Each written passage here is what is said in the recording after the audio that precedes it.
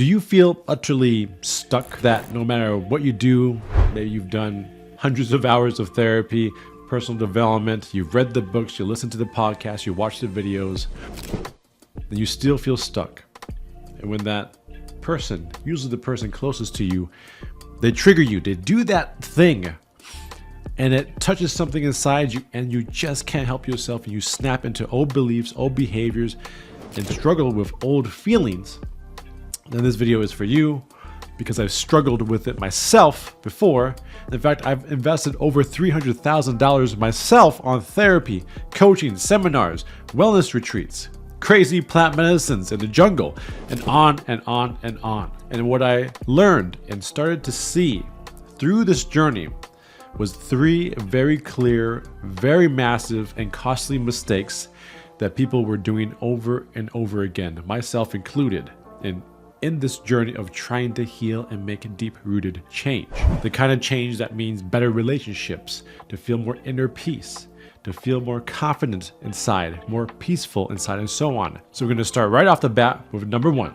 The first big mistake people do is not treating this work like skill development. And there's a lot to say here, so hang in there. Because the truth is that your behaviors, beliefs, and stuck emotions are a result of decades of conditioning starting from childhood. And they do not change just by talking about it, venting about it, and hoping that it just finally changes on its own. There's no wishful thinking, hoping, or praying when it comes to trying to heal, transform, or improve yourself. It doesn't matter whether you're trying to heal your fear of abandonment, whether you're trying to heal your self-worth wound, or stop the codependency and enmeshment with your mother, or whoever it is. It requires skill development to break through this. And just like developing any skill in life, it's learning the right skills implemented in just the right way. And those right skills are things like getting out of your head and connecting to your body and nervous system. Learning to develop sensory attunement by moving through the 3 autonomic stages of the fight, flight, and freeze cycles, which will happen in response to external triggers. Also with this skill development is learning from someone who has done it. If you were to start a business, would you try to learn from a multimillionaire or a professor who has only studied books about it? The same concept applies to healing. Just because someone has a doctoral degree, a license, or a certificate does not automatically mean that they can help you. It also doesn't mean that they've healed any of their own traumas or issues themselves. And one last thing about skill development is repetition. Do you go to the gym expecting to transform your entire body in just the first month? Of course not. But you'd be very surprised what can happen in 6 months, 12 months of plain boring repetition and consistency. However, there's also a big fat caveat to this, because if you learn the wrong skills from people who have not done their own inner work, you can spend 10, 20 or more years spinning your wheels and getting very little to no results. And some of you have experienced that already, and you're watching this right now. Let's move on to number 2. The second biggest mistake is being stuck in the head, intellectualizing the process. So I already mentioned the nervous system a little bit before. We all have what's called the amygdala, very deep embedded inside the brain. The oldest part of the brain is in charge of what's called the fight or flight response. You might have heard of this before. And you probably know that the job of the amygdala is to shut down the prefrontal cortex when you feel threatened. So all that therapy talk, all those books you've read, everything that you've learned goes out the freaking window, because it's all stored and remembered in the prefrontal cortex that shuts down during triggering experiences. Whether you're in a fight with your spouse, your wife or husband, or somebody at work has triggered you, or wherever that trigger comes from, your amygdala is being activated and your prefrontal cortex is shutting down. And the job of the amygdala is all about survival, because if there's a car about to crash into you, or you're about to be attacked by a lion, there needs to be 0 time to think.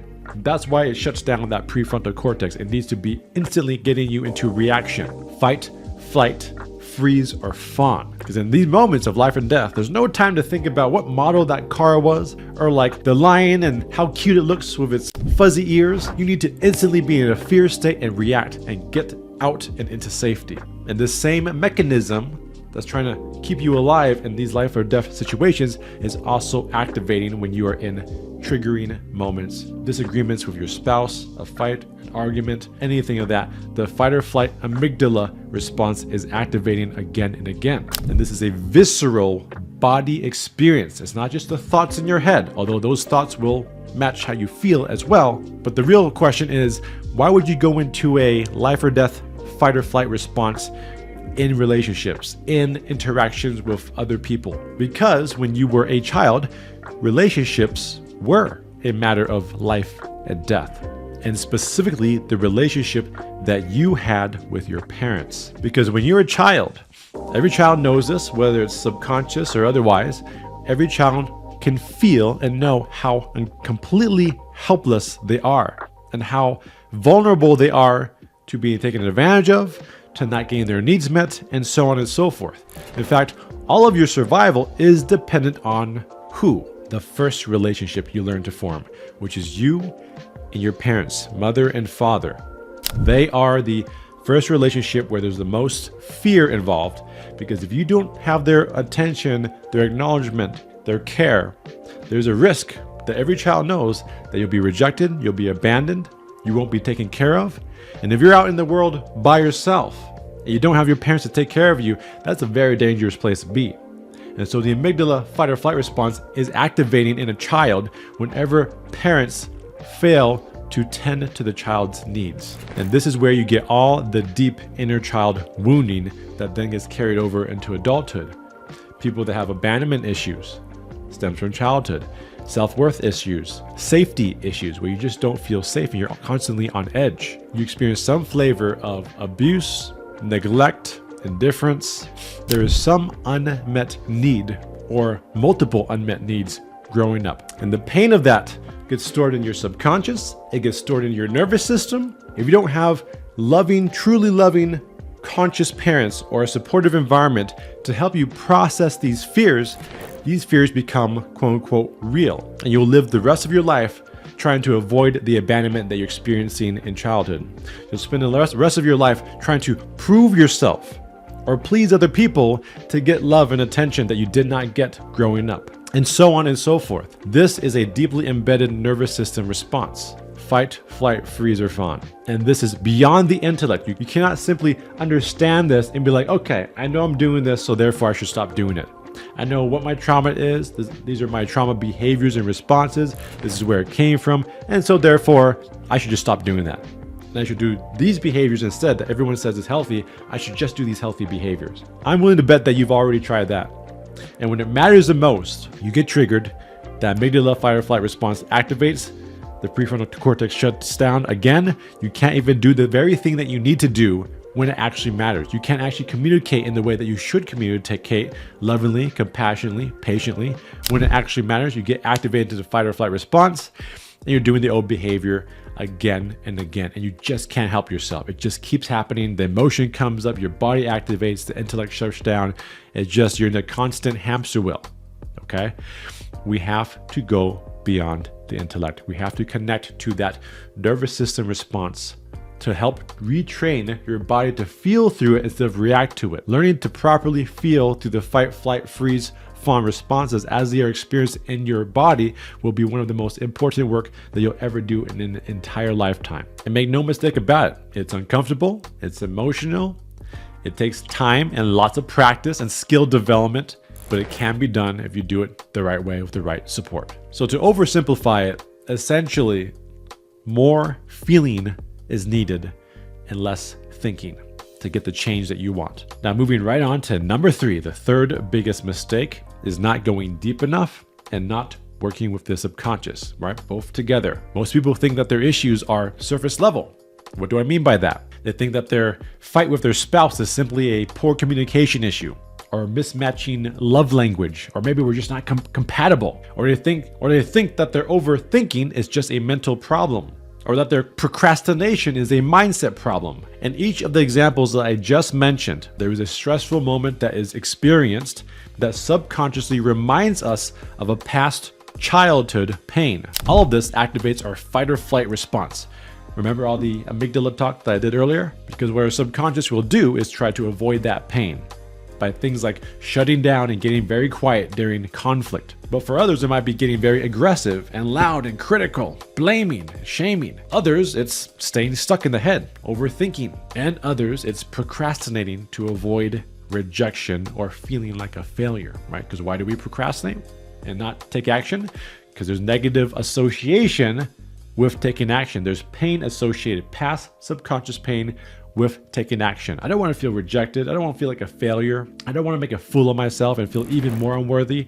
So better to just procrastinate, keep pushing it off and avoid those uncomfortable feelings if it doesn't work out. That's procrastination. Now the thing is that these core pains are very old and they are first experienced in childhood. It's not the first time that you struggle with any of those feelings. And when we don't know what to do with those feelings as a child, which, pretty much no one learns what to do with these feelings from parents. We don't have a society that helps us learn what to do with these feelings, period. So we have to learn it from scratch now as an adult. But what happens as a child is that we develop what are called programmed behaviors and beliefs to cope with this pain. For example, such as, I'll never ask for help because I can't rely on people. Or people always leave me, so I better try harder to get them to stay, avoid it from happening ever again. Or I can't do anything right, so I just might as well not try anyways. Or the only way I can feel better about myself is to overachieve, overwork, and try really hard to prove myself. These are all the programmed and conditioned beliefs and behaviors, and they all require reprogramming or reparenting of the subconscious / inner child that first experienced these wounds. Because that little boy or little girl inside you that didn't get the needs that it needed, that didn't get the love and acceptance that it needed, and therefore had to cope, that part of yourself is still alive and kicking. That part of yourself is running the show and taking over whenever you feel scared, unworthy, angry, hurt, sad, or scared, and so on and so forth. This part of you takes over. And so until we not only connect to this part through the body and nervous system and subconscious, you'll be stuck repeating the patterns over and over again. So once again, to recap, is number one, we gotta treat this like a skill. Any change in behavior, whether it's learning a new behavior or programming yourself out of an old behavior, requires skill development. You have to think of this like skill development. I am developing a skill to become a new person, to heal, to learn new behaviors, and so on. It's a skill that is learned. Healing is a skill. Number two is that you have to go beyond the intellect, because remember, the intellect will shut down when you're scared, when you're hurt, when you're in an emotional fight or flight threatened state, when you feel threatened subconsciously. We have to begin working in the body and nervous system, helping you learn to feel, increasing your capacity to feel, as well as learning to train yourself to move through the fight or flight cycle. That will happen and will continue to happen until you deal with it. And then lastly, but not least, is we have to work with the subconscious. We have to go deep into what's really happening, because when you get triggered, it's not what you're seeing that's really the issue. It's what it reminds you of subconsciously. The old pains, the old childhood pains that has then been experienced, re-experienced again, because your nervous system never learned to move through those emotions. So now they're pouring out again in the present day situations. There's subconscious parts of you that need a lot of reparenting, a lot of reprogramming. And how do you access the subconscious? Through your connection through your body and nervous system. Because when you learn to feel more and think less, you're able to actually access these subconscious parts of yourself and start to reprogram them, update the software, so to speak. And again, even that requires skill development. All of this requires skill development. Now, I'm a transformational coach, and this is the exact journey that I guide clients and students through. If you want to learn more about that, apply right now. There should be links at the bottom. Or if you just want to watch more content and learn more about it through YouTube, then follow me, subscribe, and look out for more videos.